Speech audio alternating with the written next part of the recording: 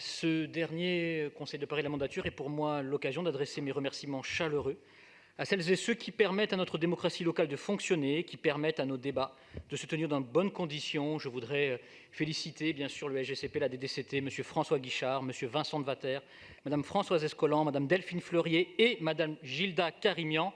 Merci, et à travers eux, tous les personnels de la DDCT qui font vivre la démocratie parisienne. Et bien sûr à nos huissiers, pour lesquels j'ai une pensée, parce que sans lesquels ce Conseil de Paris ne serait pas tout à fait ce Conseil de Paris.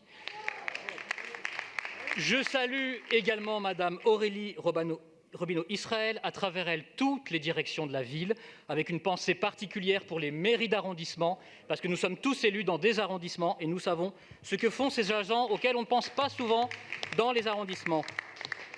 Et aussi les collaborateurs d'élus, parce qu'ils soient adjoints ou qu'ils soient des groupes, les collaborateurs sont souvent oubliés. Ils abattent un boulot remarquable. Merci à elles et à eux de faire vivre les groupes politiques.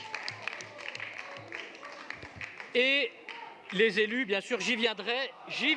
Attendez, Madame de La Gontrie, attendez. D'abord, je voudrais saluer le préfet de police et ses services, notamment dans la période difficile que nous traversons.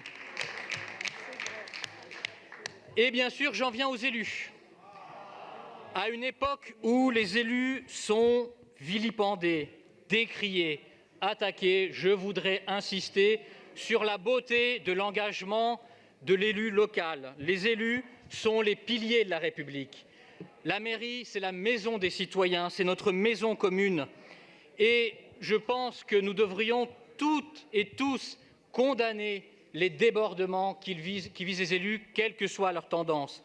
Quand les insultes fusent sur les réseaux sociaux, voire que des élus sont molestés, quand des cérémonies républicaines, comme les vœux de Frédéric Calandra, sont interrompues, quand des permanences sont saccagées, pour citer les dernières, celle de Mme Anne-Christine Lang ou celle de M. Pierre-Yves Bournazel, c'est toutes les formations politiques qui devraient s'exclamer et qui devraient réaffirmer leur soutien à la République, parce que c'est toute la démocratie qui est abîmée.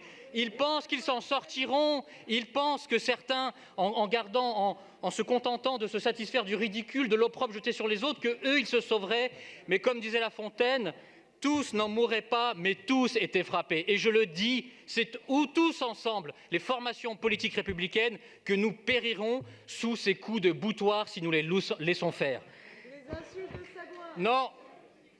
Alors, l'exécutif n'a plus le temps, de toute façon, serait bien en peine. Là, vous avez dépassé déjà votre temps de parole. La question serait la bienvenue. Écoutez, tout le monde a fait 4 minutes, donc je vais faire 4 minutes. L'exécutif n'a plus le temps de répondre à des questions et d'ailleurs n'a plus non plus les moyens de remédier à des problèmes. Notre groupe n'a pas déposé de vœux, c'était la tradition. Nous sommes un des groupes, peut-être le seul, je ne sais pas, qui a déposé aucun vœu parce que normalement ce conseil, le dernier conseil était un conseil là aussi de tradition républicaine, de réserve républicaine, où il n'y avait ni vœux ni questions. Le temps démocratique s'ouvre. Je sais qu'il sera aussi l'occasion de proposer des améliorations pour fluidifier nos débats, pour améliorer encore la transparence de ce Conseil, notamment que les annonces médiatiques respectent davantage le temps des débats du Conseil de Paris. Ça, ce serait une bonne chose, quels que soient les futurs élus. Et donc, je le dis, si les échanges sont parfois vifs, nos débats corsés, la contradiction doit toujours être respectueuse. Merci beaucoup.